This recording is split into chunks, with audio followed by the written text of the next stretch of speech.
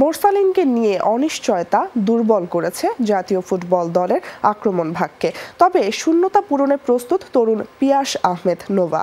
সুযোগ পেলে মাতাতে চান লাল সবুজ জার্সিতে নিজের অভিষেক। আরেক তরুণ ডিফেন্ডার শাকিল আহাদ তপুও আছেন একাদশে ডাক পাওয়ার অপেক্ষায়। সৌদি আরবের এই ক্যাম্পকে সিনিয়র জুনিয়রদের জন্য দারুণ মঞ্চ হিসাবে দেখছেন কোচ হ্যাভিয়ার ক্যাব্রেরা। অনুশীলনে আবারও ফুরফুরে মেজাজে দেখা দিলেন জামাল রহমতরা। ভারতের বিপক্ষে হাই ভোল্টেজ ম্যাচ, দলে অভিষেকের অপেক্ষায় ইংলিশ প্রিমিয়ার লিগে খেলা ফুটবলার হামজা চৌধুরী। সব মিলিয়ে নতুন শুরুর অপেক্ষায় যেন জাতীয় ফুটবল দল, যেখানে বড় ভূমিকা রাখতে হবে আক্রমণ ভাগের ফুটবলারদের। রাকিব হোসেন ফর্মে থাকলেও মোরসালিনকে নিয়ে আছে অনিশ্চয়তা, যে শূন্যতা পূরণে প্রথমবারের মতো লাল সবুজ জার্সিতে অভিষেকের অপেক্ষায় পিয়াস আহমেদ। সিনিয়র রাকিব ভাই আছে, তারপরে মোরসালিন ভাই আছে, তারপরে নতুন প্লেয়ার আলামিন, আবার আমি। So tough, I think tough হবে, বাট সমস্যা নাই। এজ এ নাম্বার 9 হিসেবে আমি এখানে ফাইট করব, এবার ইনশাল্লাহ খেলা ট্রাই করব।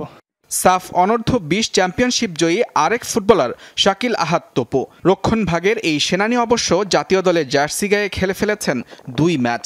এবার বিশ্বনাথের বিকল্প হওয়ার মিশন তার সামনে।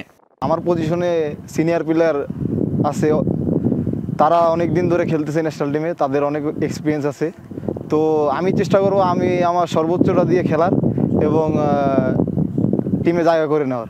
সৌদি আরবের এই ক্যাম্প নিয়ে উচ্ছ্বসিত কোচ হ্যাভিয়ার ক্যাব্রেরা। সিনিয়রদের পাশাপাশি তরুণদের জন্য এই ক্যাম্পকে দারুণ সুযোগ হিসেবে দেখছেন এই Spaniard. It was good for them to get used to all the work that we have been doing since we started in Dhaka, even more for those who is the first time that they are with us in the camp, so they get a little bit more of confidence, so it's been positive. ক্যাম্পে যোগ দিতে এরই মধ্যে Saudi আরবের তায়েফে পৌঁছেছেন প্রথমবারের মতো দলে ডাক পাওয়া ইতালি প্রবাসী ফাহমেদুল ইসলাম। লাল সবুজ দলের হয়ে প্রথমবারের মতো অনুশীলন করেন মঙ্গলবার। মুজরাবেন তারেক, যমুনা স্পোর্টস।